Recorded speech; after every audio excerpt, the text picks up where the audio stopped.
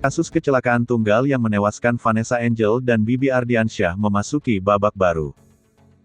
Polisi berhasil menemukan komponen black box kendaraan yang ditumpangi Vanessa Angel dan Bibi Ardiansyah saat kejadian nahas itu terjadi.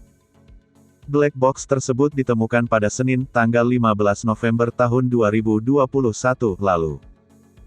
Informasi ini diperoleh Tribun News dari video tayang YouTube Cumi Cumi yang diunggah pada Sabtu, tanggal 20 November tahun 2021.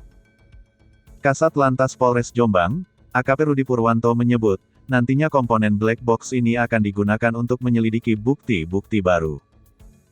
Ditemukan komponen seperti black box, XRX Edu yang ditemukan pada Senin, tanggal 15 November tahun 2021. Komponen tersebut nantinya akan dikirim ke Jepang, jelas Rudi.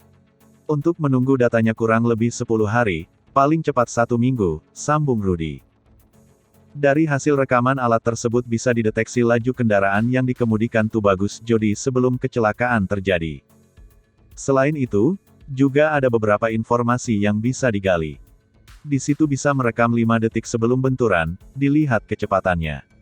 5 detik sebelum benturan juga bisa dilihat presentase pengendara dalam menekan gas atau pedal, papar Rudi. Rudi menambahkan, selain kecepatan, rekaman tersebut juga bisa mendeteksi penggunaan rem dan tekanan benturan yang menimpa kendaraan.